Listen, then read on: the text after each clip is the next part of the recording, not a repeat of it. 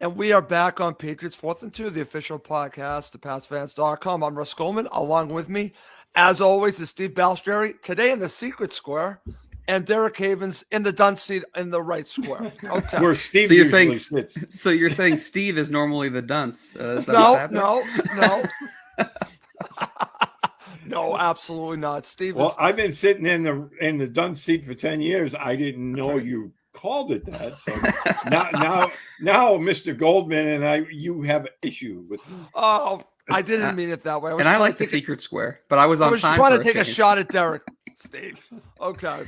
All right. Well, let's get going, guys. What we're going to do on this show, it's going to be on two parts. The first part, we're actually going to talk a little bit about the Buffalo Bills. The second part of the show, we are going to dissect and analyze Steve Balestrieri's Patriots grades. So we're going to go through all of Steve's grades, and that's how we're really going to focus on the Patriots, because it's very interesting read. I would highly recommend you go into PatsFans.com and read Steve's grades. And we're going to talk about all of them the second half of the show. The first half of the show, I want to talk a little bit about the Bills, because I've heard nonstop talk about the Bills, but we're going to do it in an interesting manner. And Derek, I'm going to start with you. Okay. Let's do it. Derek, I'm going to put you in the shoes of Brian Daboll. You are Brian Daboll.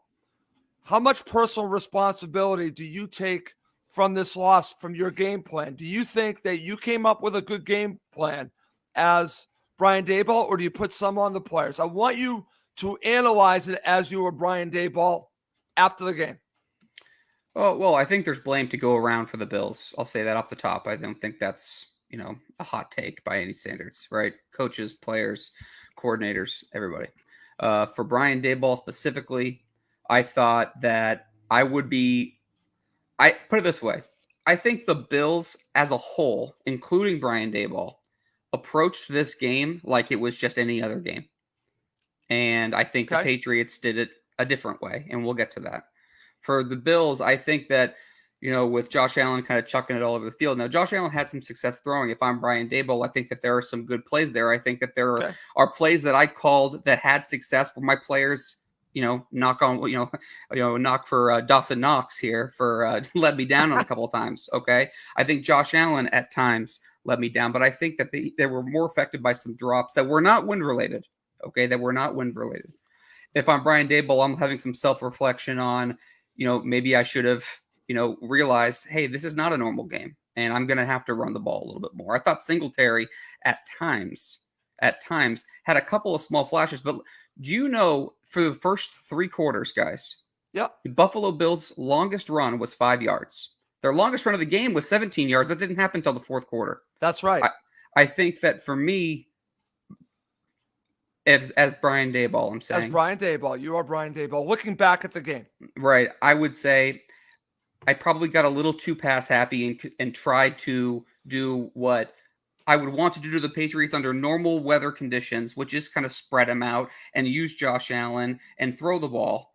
And I think he got too much away from the run. And I mean that for the running backs and with designed quarterback runs. I don't think I did that well enough with Josh Allen. Okay. Steve, what are your thoughts about this? Because I thought this would be an interesting way to talk about how the Bills played, because, again, we always get that as the focus. The majority of the focus, again, when we really talk about this, is going to be your grades.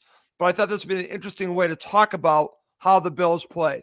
So what are your thoughts on the job that Brian Daboll did and the responsibility that he had in this loss, and also his players? Oh, I think he takes a huge chunk of the blame in this. You can't blame Josh Allen with 50-mile-an-hour winds out there. I mean, and as Derek said, he approached it as any other game. We're going to chuck it all over the field and make you stop it. Well, the elements had a big hand in that. That's right. And if you're Brian Daboll, you're looking at what the other team is doing on the other side of the field, and there's no reason why you shouldn't be attempting to do the same thing, because they had it in their mind, hey, we have the wind in the first quarter, we have the wind in the third quarter, and we're going to take advantage of it and chuck it all over the field. When they should have been thinking, how do we take advantage of the wind at the same time keeping the Patriots off balance? Because just like Buffalo knew the Patriots were going to run the football, the Patriots knew in the first and third quarter that they were going to chuck it. Exactly. And, so if I'm grading the Buffalo Bills, which I am not, Brian Daboll doesn't get passing grades from me. Okay. Because very interesting. Even though they have an anemic running game, there's ways around that. You can scheme that. You can bring in that extra guy, that Michael Onwenu type, and force the issue. Try to be a little bit more physical. They didn't do none of those things. They just went out there and like, hey, this is who we are, Steve. This goes back to this exactly. Is who we are. And you go back 2 weeks ago, or last week, Bill Belichick was saying, they kind of do what they do. I mean, I'm paraphrasing there, but right. He was talking about the Bills, and he basically said they're not a game plan specific football team, and they're not. They approach this like it was no big deal. Like, hey, we're still going to throw it and make you defend it. Well, in the first and third quarter, for the most part, the Patriots defenders were cutting things off because they knew the wind was going to take the football, and it made their job a little bit easier. Now, granted, he made a really nice throw on that touchdown pass. And then, the near touchdown, they had taken J.C. Jackson off the field. Yeah. They brought in Joanne Williams, and he got caught peeking into the backfield. He glanced back, and Diggs ran right by him. And luckily for New England, the wind blew that one all over the place, and it actually hit Diggs in the forearm. But I mean, the Bills' average starting field position in this game was the 40-yard line, and they were I know, Derek, and that's they were why 1 for 4, and they were 1 for 4 in the red zone. So exactly, Derek. And they came away with 10 points. So right. that's those three things tell you all that you need to know. I'm sorry, 10 gifted points to them. Sure, but even if you take that factor out of it, Steve, like because turnovers are going to happen, whatever penalties, okay. Even if you take that out of it, those three facts alone should tell you all you need to know about what Brian Daboll and their offense did. On Monday and night. the fact of, I mean, when Allen tried to throw the ball, what Next Gen Stats calls down the field, which is anything 10 yards or more down it's 3 of 13.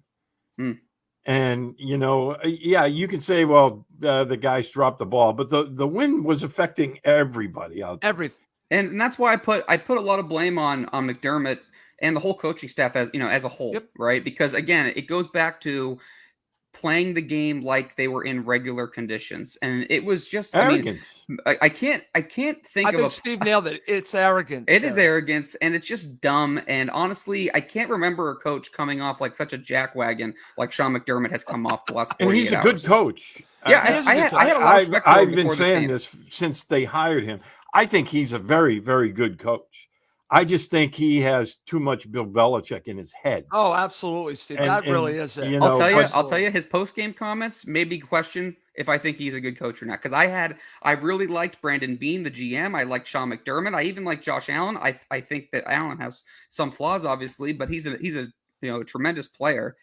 But I had a lot of respect for McDermott, and I'm watching the game unfold, and I'm like, you idiots! What are you? The Patriots had a long drive down the field where they ran the same play, left, right. Derek, we're gonna get there, Derek. Yeah, okay. I'm sorry. But back to Brian Daboll, I think he deserves a lot of criticism for this game plan. Yeah, because it's not like you're going out there and it's just cold, and you're dealing with cold. You're dealing with 50-mile-an-hour gusts, and you saw what happened when they were trying to kick the ball. I mean, that one punt by Jake Bailey, it went like completely sideways, and went. Luckily, it went 15 yards, but that was a gift that it went that far. I mean, look at McDermott and Daboll combined. I go back to the first touchdown that the Bills scored, which was a gift. Which we'll get to, a gift. Steve's which was right a gift from Bill Belichick, which we'll get to. Trust me. We'll get there. I mean, they go ahead and they elect to kick the extra point, which in normal games, I am a big proponent of pushing the 2-point conversion off until you absolutely have to do it. Not a normal game. Not a normal game. That should have been. They should have gone for the 2 points there. Totally agree. Plus, they had momentum anyway. So it's like, I mean, they had momentum from the play because prior to that N'Keal Harry muffed punt, which again aggravates me, but the place was dead silent. I mean, everyone in the press box, you could hear a pin drop, and you could hear it on TV too. And they didn't go for it there. Then they try the field goal later in the game, again, thinking it's a normal game, even though they're going, with the wind and everything. That thing gets shanked to the kicker's right, the viewer's left. I mean, the whole thing. They just approached it, whether it's Daboll, McDermott, whoever you want to blame, they approached it like a normal game. That to me, I mean, the Patriots defense isn't getting enough credit for this game, and I know we're going to get there later. Agree, Derek. The Patriots defense deserves more credit, but the Bills coaching staff the Bills in general just turned into a puddle in this game. It was a joke. Okay, excellent stuff, Derek. And for anyone watching or listening live, or if you watch or listen after the fact, we will be focusing a good amount on the Patriots as we talk about the Patriots grades, but I want to do something a little bit different for us and focus, starting the show, believe it or not, on the Buffalo Bills. Steve, I'm going to go to you. I know you're going to enjoy this part. Steve, you're Leslie Frazier here. So let me ask you a question, Mr. Frazier. Why were you playing a lot in nickel? Why didn't you ever adjust? Steve, what was he thinking? Because, again, the Patriots dominated them running the ball. You knew what was coming, and you didn't adjust. Steve, you're Leslie Frazier. What was he thinking? And again, I mean, Leslie Frazier is a good coach. He's a smart guy. You can see that your guys are not stopping the run. You're putting 10 guys at times, 8, 9, sometimes 10 up in the box, and you're not stopping the run. And you're staying in nickel, which is, why are you staying in nickel? I mean, the Patriots made it abundantly clear that they were not going to throw the football. So why are you keeping this light package on the field when they're pushing you all over the place down the field?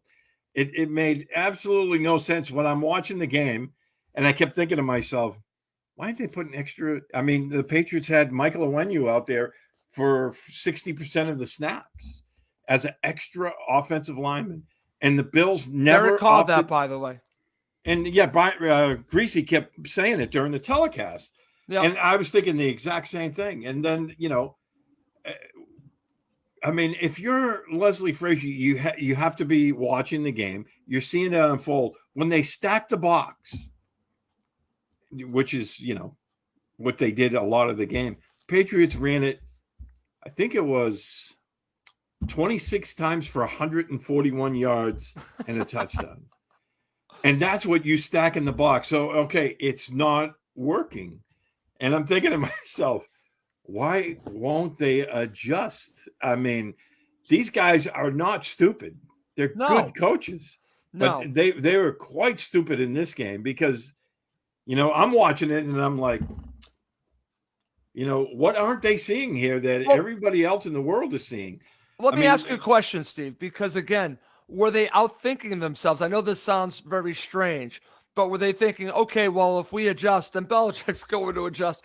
Was Belichick really in Leslie Frazier's head, in Daboll's head, and in McDermott's head? Were they concerned that if they kept adjusting, that again, the Patriots would just adjust? So they decided honestly, I don't believe that, because I think the Patriots made it abundantly clear they weren't going to throw the football.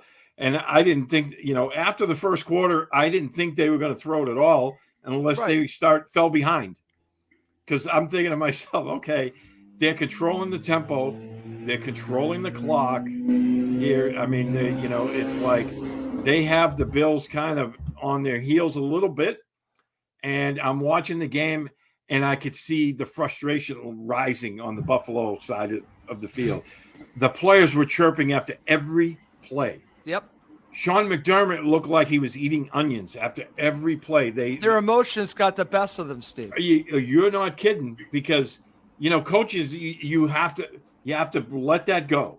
You have to let that stuff go. I mean, you might be screaming after a bad call, which you think the officials made or whatever, but you have to let it go, because when you're mad is when you make mistakes. No, Rex Ryan did. Rex Ryan, the whole thing. I mean, it was like I was watching old Rex Ryan Jets teams. Exactly, because in your mind, you have to be cool. You have to let that go. Okay, it was a bad call, bad spot, whatever you want to say, but then you have to let it go, because you have to be thinking. And if you're mad, you're coaching mad, that's when you make mistakes.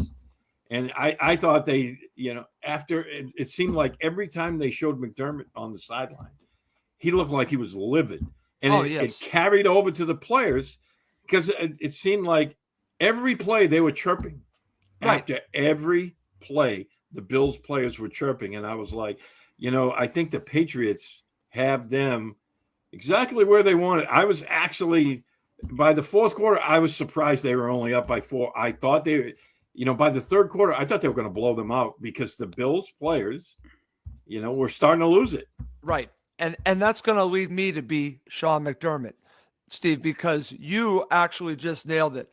If I'm Sean McDermott, I have to ask myself, why did I become unhinged the way I did? And why did I let it affect my team? Why did I not think with my head? And as Derek said, treat it like a different game, the game that it was. Go for 2. Why was I challenging a situation where it was hard to see if Mac Jones made the first down? Why was that worth the risk? And again, I think that Sean McDermott, guys, let his emotions get the best of him, and it affected his teams. Derek, let's now talk about McDermott, because we could talk about what he said afterwards, but what he did during the game, as Steve already said, affected the players. Okay, 2 things real quick, because I want to say one quick thing about Leslie Frazier that Steve mentioned, because I'm not gonna disagree with anything Steve said. The one thing I'll say about Leslie Frazier too is the in-game adjustments were horrible. There was nothing. Okay, the Patriots were quite literally running this power guard, run G lead, as I've heard several people say. Brian Baldinger did a great video breakdown of it on his Twitter feed if anyone wants to check it out. Okay. Yep. But you look at how the defense was constructed for Buffalo, and we talked about this a little bit after the Colts-Bills games when the Colts just blew them out, and a lot of people said it. I mean, it looks like the Colts are a team that's built to play outdoors, and the Bills are a team that's built for a dome.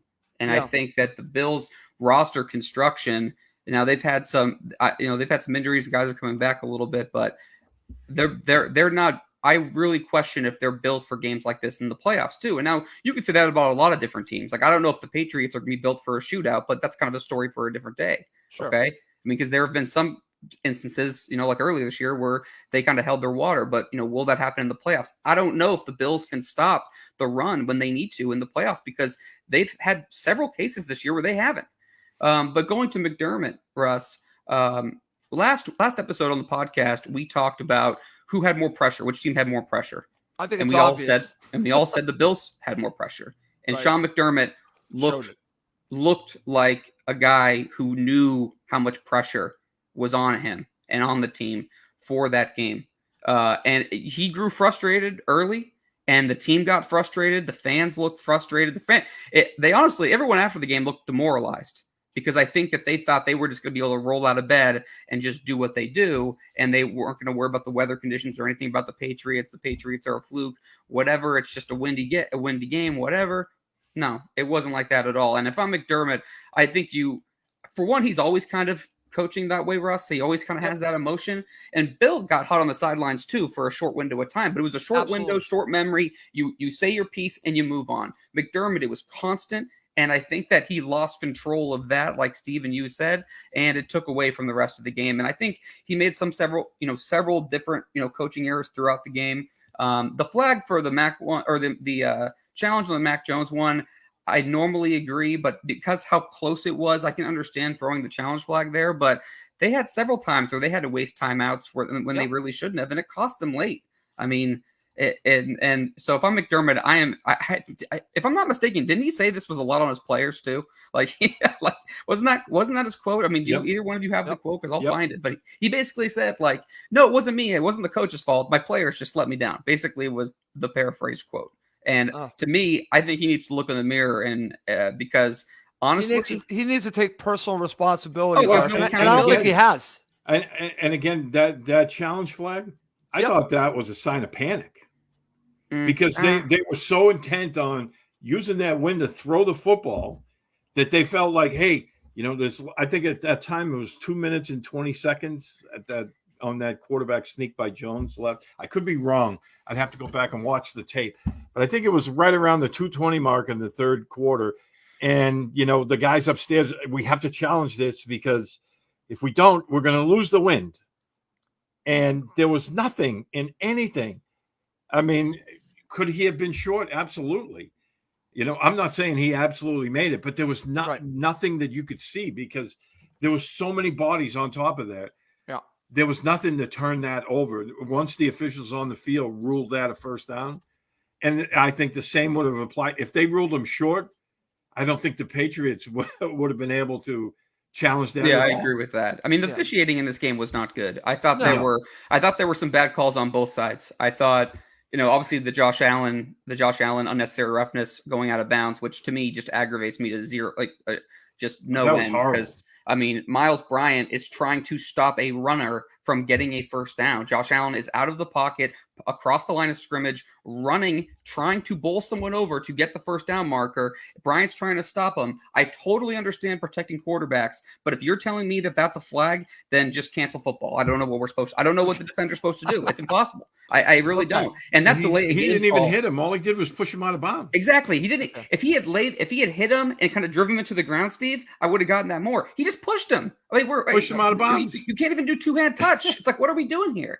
And that's all it was. It was a two-hand push. I agree. Yeah, that delay a game call on the Bills was criminal too, because I've never seen a delay a game call. This officiating crew threw, I think, the least flags in the league, and they threw, any officiating crew going into the game. And then I thought that there were a good amount of calls in that game that I thought were absolute garbage. Okay, one last topic before we move on and focus on Steve's grades for the Patriots. Steve, I'm going to ask you this question because, again, we're talking about McDermott, and I've heard this talked about here during the game and after the game. You're Sean McDermott. Do you give the Patriots the ball to begin the second half and you have the win for the fourth quarter? What do you make of that decision, Steve? And I thought, again, I give credit to Greasy on the telecast because he was the first one to bring it up. And he said that, they don't have to take the ball. They can choose the win. That's right. And as much as they were putting, stock into having the win, I kind of thought they would choose the win in the fourth quarter. Obviously, they thought, okay, we're going to come out in the third quarter with the win. Blow doors. And we're going to score. Here's a result from search. And, I hate my phone. Every time I talk, my phone decides it has to answer me. And if you turn the phone face down, it won't do that. If it's face up, it might. It's always listening. Just so you guys. Yeah. know. I know it because if my wife and I are talking about rain in Nepal, all of a sudden I'll start getting 15 junk emails. Oh, cheap plane trips to Nepal. Yeah, wow. I say Domino's a couple times. My Instagram feed will be Domino's ads. That's how it works. Okay, we're digressing. Continue. Yes, okay. But I thought it was an interesting decision. I would have if I was putting that much stock in the wind as they were. Right. I would have taken it in the fourth quarter. So would I. And it's weird to say that, but you play how the game is being played. So, Derek, what would you have done if you were McDermott? Would you have taken the win in the fourth quarter and given the Patriots the ball to start the third quarter? Because that was an option for them. I wouldn't have. No, I would have done the same thing. Okay. The game was close. The game was close. I mean, the way the But Bill, if the game was close, wouldn't you want the win in the fourth quarter?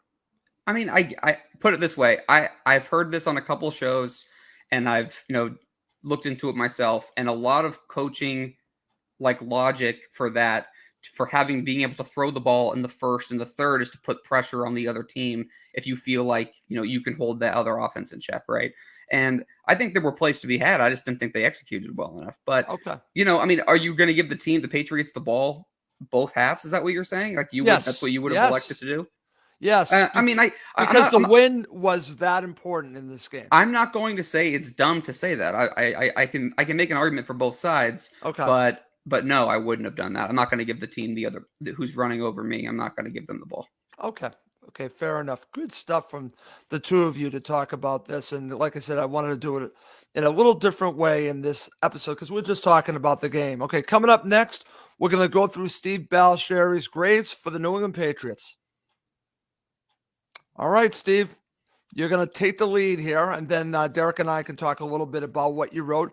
Again, please go to PatsFans.com and read Steve's grades from the game. We're going to start at quarterback. And Steve, I find this interesting because the quarterback, what did he really have to do? You give him a C. Basically, is that an incomplete I put as well? incomplete. Incomplete. Because to preface this, on the paragraphs before that, I said there were certain positions, the quarterback and the wide receivers, who I thought are basically incomplete because, of how the game played out. I said, but I know if I put incomplete, the people that read the report card every week, they'll be upset because they want to see that letter grade. So Okay. for Mac Jones, I gave him a C. For handing the ball off. Okay. Incomplete was the right answer, but sure. Hey, Peyton Manning said he sure does hand that ball off nice. I saw that. By the way, Joe Buck on the Manning cast just absolutely killed Manning. If anyone hadn't seen that, it was hilarious. Had a great one-liner on that. But Steve, can we Derek, talk about Mac Jones thoughts now, or are we waiting till later? No, we're doing it right now. We're talking about Okay, about the so thoughts on Mac Jones from the crew. Are we shocked about how few passes he threw? And is it an indictment they don't trust him? Or no, I'm not going there, Derek. I think it's all about experience. Right, I do too. I agree. I think if they had fallen behind, they would have attempted to throw the football. I agree with that. I agree. I think that the Patriots should have thrown the ball a couple more times.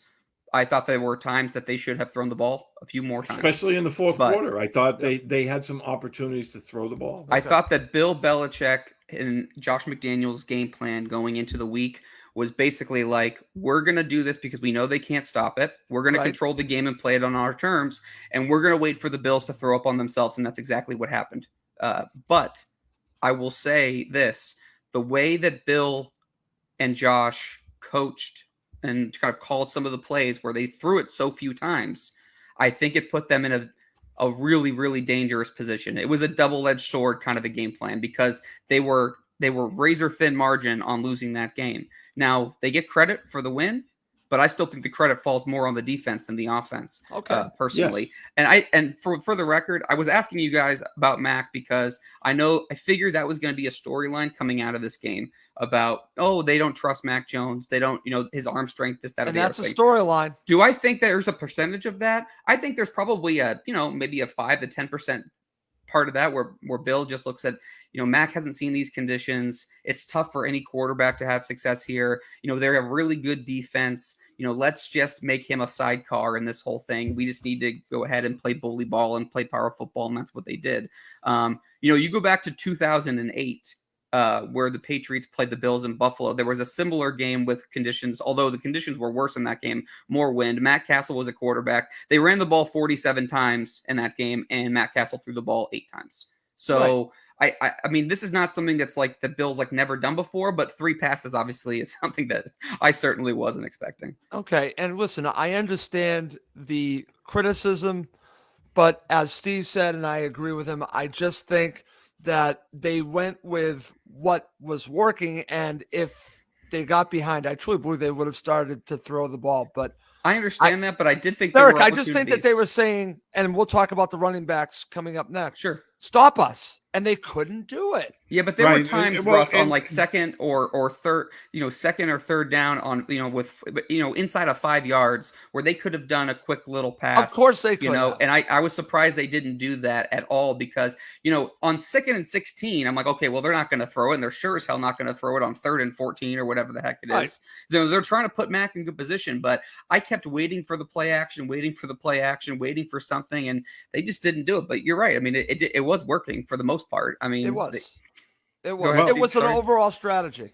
Right. And that to me, that field goal that they kicked down at the with the wind just before the Bills stuffed those 2 running plays on back-to-back on that first down, I'm thinking, okay, you just drove the ball down the field. Now would be the perfect opportunity to run play action because somebody is going to be running free. Bite. I thought the Patriots were playing with one hand tied behind their back, and they were the ones who tied their own hand. That's kind of the way I see it. I don't look at the Bills and be like, oh, well, the Bills made it so the Patriots couldn't throw the ball. That was the only time that I was hoping they were going to throw the football. I didn't care. I mean, it was working. The Bills couldn't stop it. You Yep. know, they ran the ball for 222 yards. I mean, No, I it's agree not, with that, but I'm thinking there's 4 to 6 plays, I'll say, where I thought they could have passed and either kept the drive going or Yep. put themselves in a position to score more points, and it was a razor-thin game. So Right. it's a totally different conversation if the Bills score on that last drive. Now, I know that it didn't happen, so it is what it is, but I just think that it was kind of a dangerous game to play, honestly, I thought, but maybe I'm on the island there. Okay, well, let's now talk about the running backs. And Steve, my only criticism on your grade is why is it not an A? And I'm sure you wrote the reason why it's not an A and an A minus. well, I mean, I just thought that, you know, these guys, I mean, they had a really, really good football game. Stevenson, I'm talking about Ramondre Stevenson, Dante Harris. They combined 34 carries, 189 yards, and a touchdown. You know, Harris averaged about 11 yards a carry. Stevenson, you know, he was, I think he only averaged like 3.3 yards per carry in this game because he did get stuffed quite a few times, but he more than made up for it with some of his other runs. Right. I just thought, you know, with the game that those guys had, you have to give Jakob Johnson a lot of credit. And you know, we'll get to it in a little bit, but I think a lot of the credit for the running game has to go to that offensive line. Absolutely. Okay. No, I agree with that. And we're going to talk about that in a second. Derek, do you agree with the grade as being an A minus? Yeah, I think A minus, A right in that range is a totally fair grade. I thought that Stevenson had kind of created more yards for himself than Harris did. I thought that Stevenson's really, really a fun player. I know that Harris is at a better level and more consistent right now, but Stevenson, to me, we'll see where he kind of trends if he stays healthy, if he holds on to the ball, if he does all the other things he's supposed to do. But the way Stevenson looks now, it's hard to think that he might not be the best running back on the whole team. I mean, he is a talented player. I think Jakob Johnson, the whole offensive line. I mean, and we'll get to that now. I mean, that to me, this game was one of the trenches on both sides, and the Patriots dominated in the trenches, and that's what it was. They were more physically tough. They were more mentally tough. Totally agree. Okay, we're gonna do these together. Steve, I'm gonna give you the wide receivers, incomplete but a B. I love that. And I don't even understand it. Tight ends. Steve. I'm going to explain it. But B minus. So let's do the tight ends and the wide receivers together. Okay, as I wrote, you know, I put in quotes, are you crazy? They didn't catch a single pass. And no, they did not. But the wide receivers, they even though, I mean, they weren't part of the game plan. They were only targeted once, and Nelson Aguilar was the only guy targeted, and Jones's pass to him on that design rollout got knocked away. Yep. But as I wrote, the one thing the wide receivers also didn't catch was cold because they were asked to block, and they did. And honestly, I mean, I thought they did a great job of blocking out on the perimeter. And, you know, I think N'Keal Harry, and we'll talk about him more, I thought he was the best of the bunch when it came to blocking. So, you know, you can pretty much figure that the running game was clicking when the best wide receiver on the field for the Patriots is N'Keal Harry. Well, not according to Greg Bedard, who actually didn't think he blocked that well. But you know, that's I think he said his blocking was a little overrated, which I can. Yes, I'm sorry. He said I don't overrated. think is honestly stupid because I still am wondering how no other team is figuring out when the N'Keal Harry is that close to the offensive line. I mean, we know this. There's a good chance. I mean, these guys are paid. There are guys on every single NFL team paid to scout the other teams, and N'Keal Harry it's worse than the James White tell of when James White's back there. It's probably not going to be a run. It's probably going to be a pass 80% of the time. And now we got N'Keal Harry coming on the inside. The defensive end is not even reading him. He's 2 feet away, and then he gets crackback blocked. It's like it's the easiest thing on the planet. I mean, apparently the only people who didn't realize what the hell was going on was Buffalo. Okay. But moving on to the tight ends. Tight ends, quickly on the tight ends. Yeah, Jonnu Smith, I thought he had a tremendous catch on that only pass in the first half that sailed on Jones. You know, he went up high, made like a... And just remember that Claire's listening.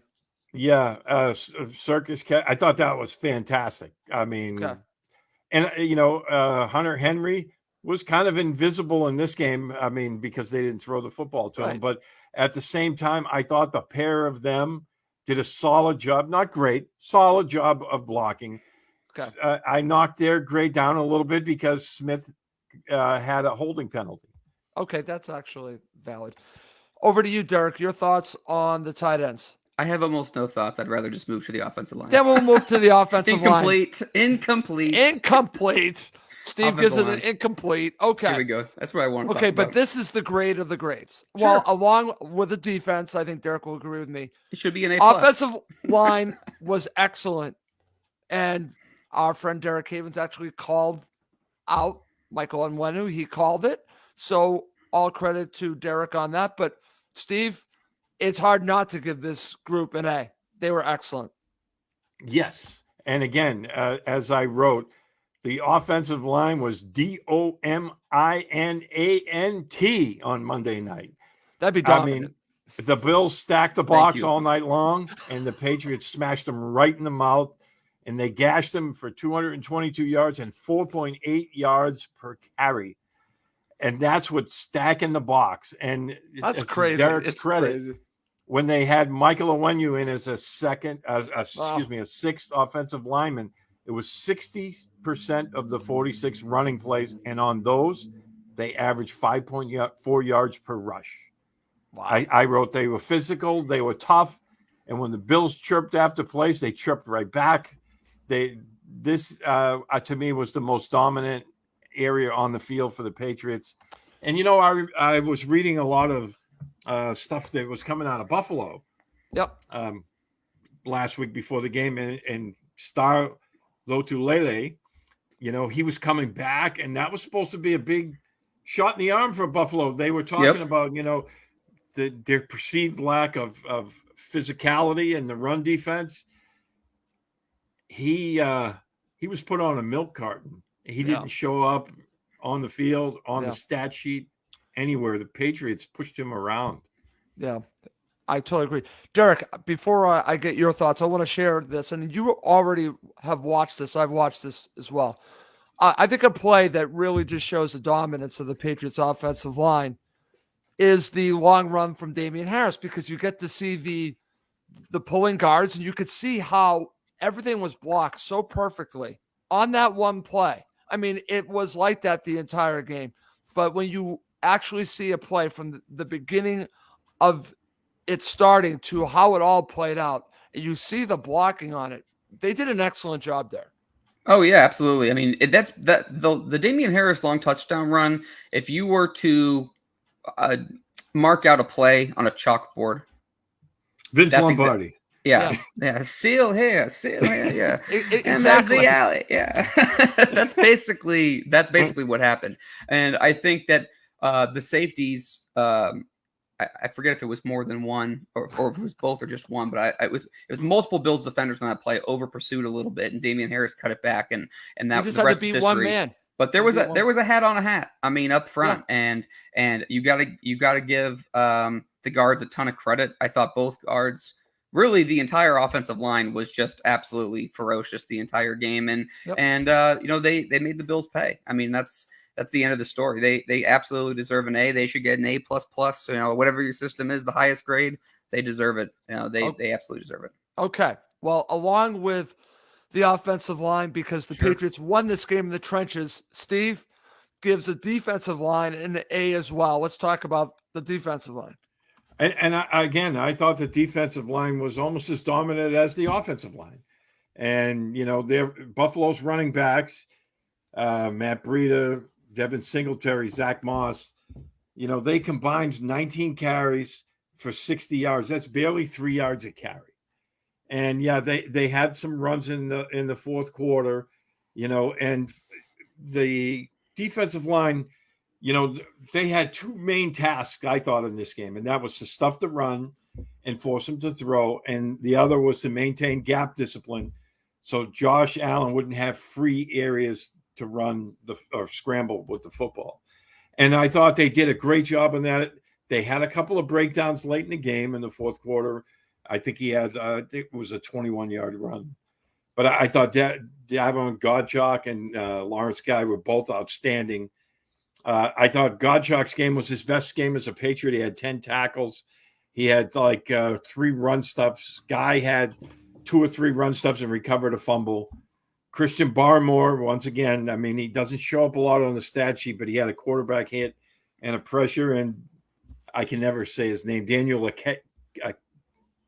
K-U-L-I or whatever the heck his name is. I can't pronounce it either. So from the practice squad, he chipped in with a sack. Yep. And all that stuff. I mean, that's what you want. You go on the road, you take away their ability to run, you make them one-dimensional. Yep. And in a game like Monday night, with that win such a factor, when you're making them one-dimensional and they have to throw the football, that's a recipe for winning.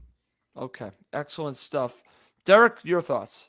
Yeah, I agree. The defensive line was tremendous. The only thing I'll say is, and I don't know if you'll count. I mean, I did read your article this morning, but I'm forgetting. Did you do linebackers? Yes. Yep. Okay, so We're I gonna don't know go if you there next. count. I don't know if you count this on. I guess not really on the defensive line, more on Judon. The only big glaring error I thought, and it's happened a couple of times, where I thought that Josh Allen, one of his bigger runs, obviously, was where Judon over pursued on the edge. And that's been a problem with him the last couple of weeks. He's been tremendous. I'm not knocking him, but if there was a negative, there's a couple times where he got too far upfield and it did create a loss of containment on Allen. And, I thought the defensive line, though, as a whole, also just terrific. So, okay, excellent. Let's go to the linebackers. And Steve, I've been listening to some good commentary about the defense. And one of the things I've heard was really about the play of Kyle Van Noy and how Kyle Van Noy was really shadowing Josh Allen, not letting him break containment and really just watching him, making sure he doesn't break away.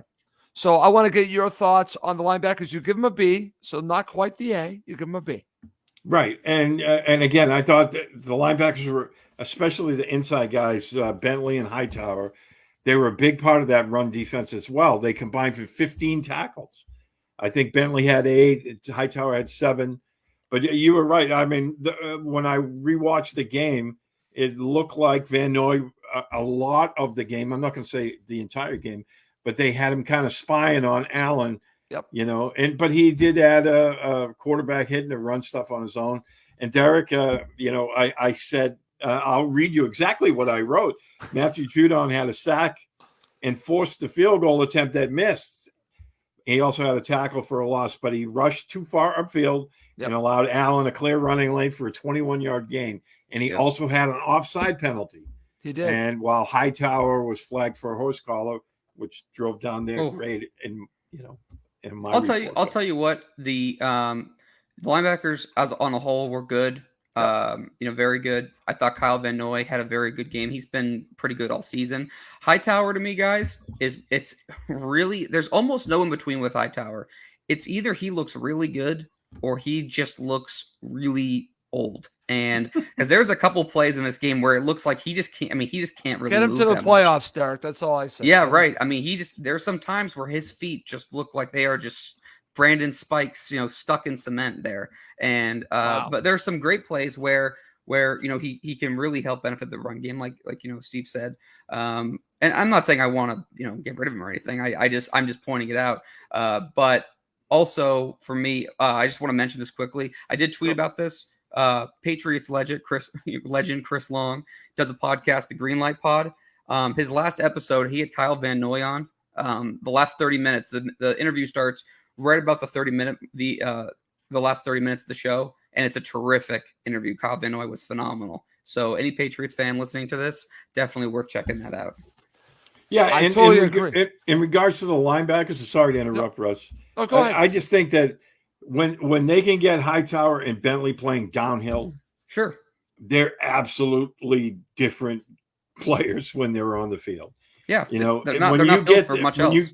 When you get them moving in space and side to side, that's when you can take advantage of them. But when the Patriots can get those guys playing downhill, I mean, they bring some thunder in the running game, and we saw that on Monday night. Okay, excellent stuff. All right, let's now talk about the secondary, Stephen. What's interesting about this, we know the win conditions. We actually know that Josh Allen, he definitely was able to throw the ball into the wind with the wind. He did a decent job. I will give Josh Allen that. But I want to say this about the secondary, and I know that you gave them a B plus. Overall, if I listen to what I heard leading up to the situation with Stephon Gilmore being traded, that the Patriots wouldn't be able to take it to the next level without Gilmore. Steve, they've done it without Gilmore. I'm serious when I'm saying this. This to me goes back to, and Derek, I know might be before your time, when Terry Glenn, all the way back to 2001 with Terry Glenn, where they made the decision to get rid of Terry Glenn. And everyone's thinking, how are they going to be able to get along without Terry Glenn? And they did. Now the secondary is doing it without Stephon Gilmore. I was one that did not want to get rid of Stephon Gilmore a year before that, but it was a marriage that ended badly. Let's just call it what it is. They got rid of him. But the secondary, how much have they really suffered without him? Not yet. I mean, thank you for saying not yet. I not yet. I mean, look, if there was no wind in Derek's waiting for the shoe to drop. Oh, I can't. I mean, you could be talking about a different outcome. But you have to look. And again, when I do these report cards, I'm not talking about what the guy did 3 weeks ago. I'm talking what he did on Monday night. Right. And I thought they did a great job. I mean, granted, they knew the Bills wide receivers had to cut their routes off because of the wind. Right. But they still, Josh Allen, he attempted 30 passes, but, he averaged 4.8 yards a pass. I mean, that's not good. No. And, Stephon Diggs had 4 catches for 51. 26 of those came on one play, and that was a great throw and catch. And, big players are going to make plays like that. Right. But, you look at Emmanuel Sanders was invisible, 3 catches, 22. Cole Beasley only had 1 catch for 11 yards. I was going to say, did he play? Did Cole Beasley play? That was shocking to me that they didn't go to him more. Yeah. And I'm shocked by it too, yeah. Yeah, but I thought Miles Bryant stepped up and played really solid without Kyle Duggar out there. And, I thought Adrian Phillips and J.C. Jackson, again, the 2 guys that Patriots have come to rely on the most, I thought both of them were standouts as well. Okay. Phillips had that, big breakup in the end zone. Yep. And I thought Jackson did a great job of shadowing Diggs for the most of the game. Okay. And there was one play there where I thought for sure he had a pick 6. And, he dropped the ball. But okay. Yeah, and I agree with the grade. And I would say, too, to your point, Russ, I not yet, say, right? Not yet. Yeah, not yet. I don't – I'm very much interested. I'm really hoping for, I guess for Patriots advantage purposes, if you want to say you're hoping for bad weather again when these 2 teams play each other in a couple weeks, fine. If you're looking to really evaluate this team going against the Bills, I would hope for a clean game because I want to see how the Patriots defend Josh Allen and the receivers for the Buffalo Bills with no wind conditions. Because I still worry. Even though I like all the guys we're talking about, I've said it for several weeks. I'm still worried about the cornerback depth on this team. It's on my top 2 of biggest concerns with this team right now. I understand that, Derek, but you know what convinced me on the secondary?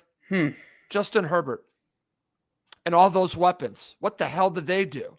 Well, they really only go to 3 guys. I mean, it's really.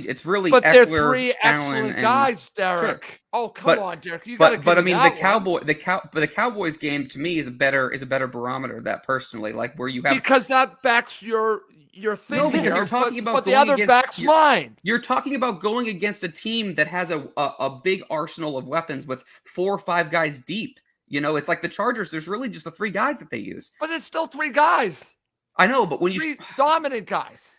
When the Patriots this year have gone against teams that can really spread you out. Yeah. Well, what's happened? The Bucs, the Cowboys. Wait a minute, the Bucs. You want to mention Steve? Back me on the Bucs. I thought they did a great job against Tampa. I did. Come on, no, I'm talking about and I agree. They did have again the weather conditions The weather conditions, again, were in factor. Oh When the my weather God, conditions Derek, were not a factor, you go to gonna the Cowboys minimize game. that? I'm just telling I you, thought in a they clean got- weather game, they- when you face a team with a lot of passing weapons like that, I think this team is going to have an issue. So we'll circle back. We will circle back to this because at some Okay. point, I mean, at some Eric point, that's going Havens to be a is problem. circling the wagons just like the Buffalo Bills. There we go. Well, He's you circling- know, I'll and, remember. You Don't know, worry. when you look at that Dallas game, and that was compounded by the fact that they weren't getting any pressure on yes. Prescott. Yes. You know, No. and that, I mean, when you face a team like that, Yeah. be All it I'm- Dallas or a team like Kansas City that has a ton of weapons, Yep. if you don't get pressure on the quarterback, it's going to be a long day. Yeah. I you agree. know? All I'm saying is that if right now, I think the team's playing great. Okay, I think we all agree on that. I'm not taking Right. credit away or marginalizing anything. I'm saying one of my biggest not? fears for this Patriots team going into the playoffs, which they should very much make at this point. Yep. Okay, if they don't, that's a whole different conversation. But if they're assuming they're in the playoffs, they're probably going to run into a team that has a pretty good passing attack. Okay, and if the weather conditions are not pouring rain or 50-mile-an-hour winds, we'll see what happens. I'm a little worried about it. That's all I'm Okay, saying.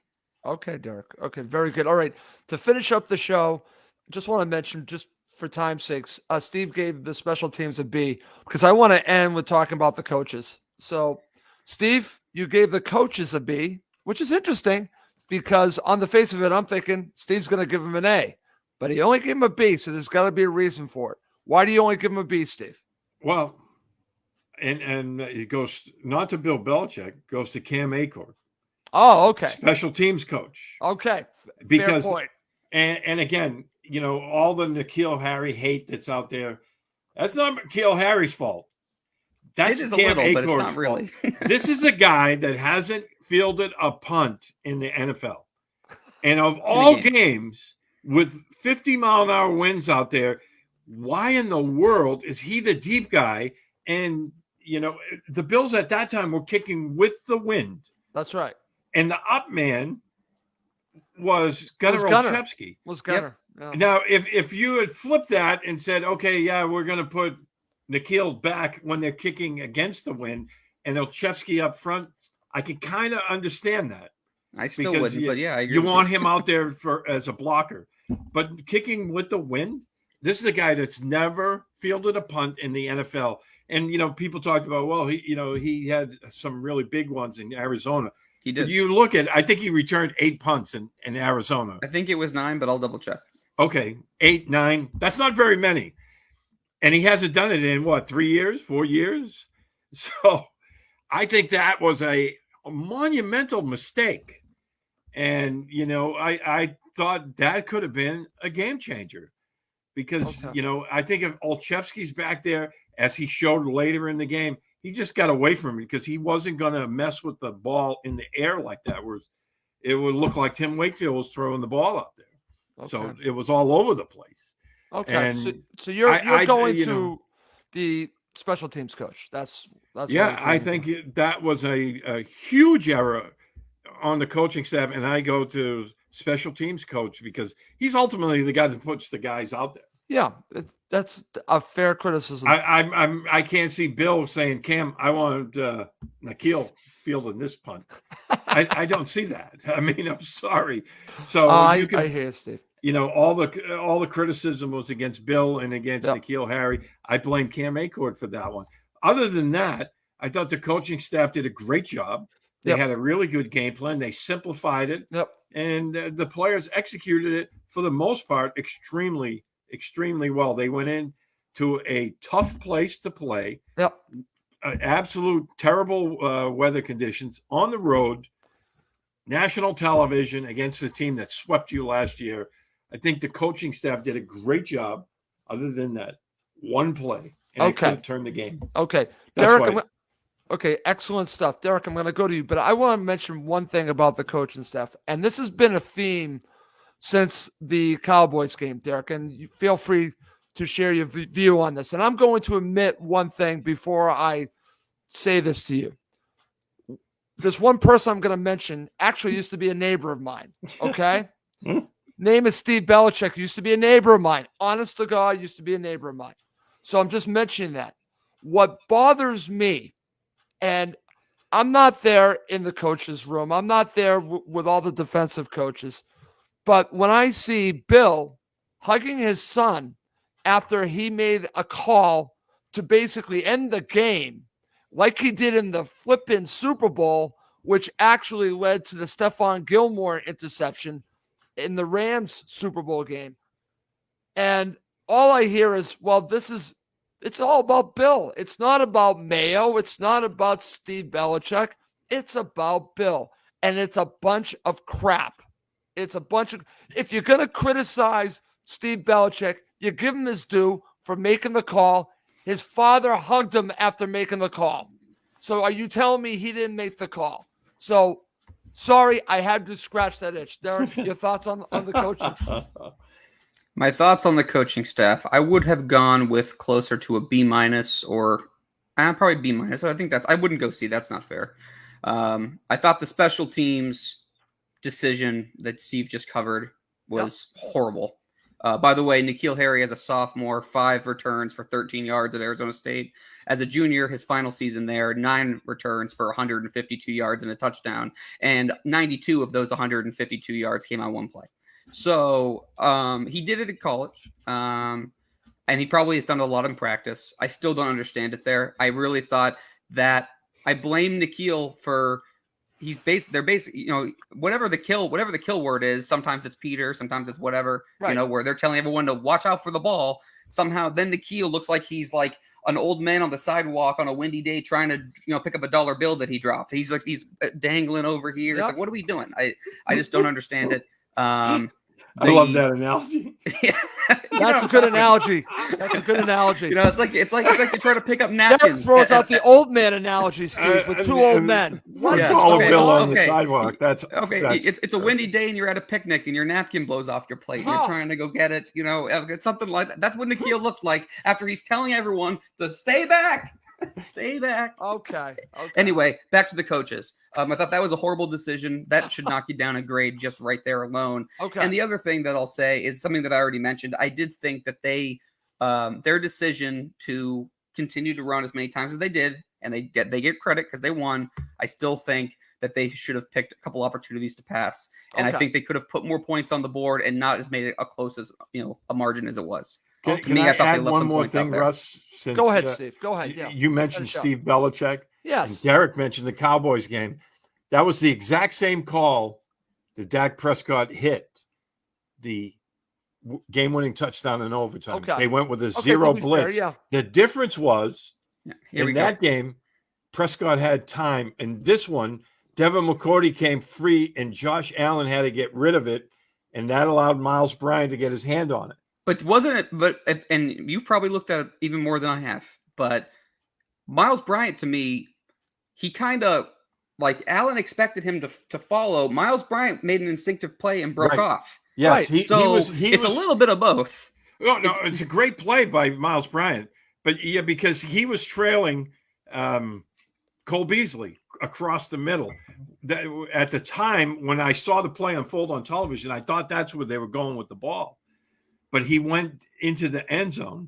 Sure. And I thought that actually, when I looked at it again, it looked like the pass, even if Bryant doesn't get his hand on it, it was going to be behind the receiver where he wasn't going to be able to get his hand, hands on the football. But, I thought it was, again, tremendous, smart play by Miles Bryant. But it was the same defensive call. Except and for what it's worth, the Patriots only had one defensive call like that in the entire game. That was their only cover zero blitz the entire game. They called it at one hell of a time. They basically said, we're going to put Allen under pressure and make him force a quick decision. And he, dribbled down his leg. That's basically it worked. But and to Derek's point about that game against Dallas, that was the exact same call at the critical time in the game, but that one they didn't get enough pressure on. Yep. Prescott, and he was able to connect. Yeah. And CD Lamb runs in for a touchdown. Yep. And if Devin McCourty isn't there, who knows? Maybe he does go to Cole Beasley, who looked like he had a half a step on Bryant. No, that's a good point. It's a good point.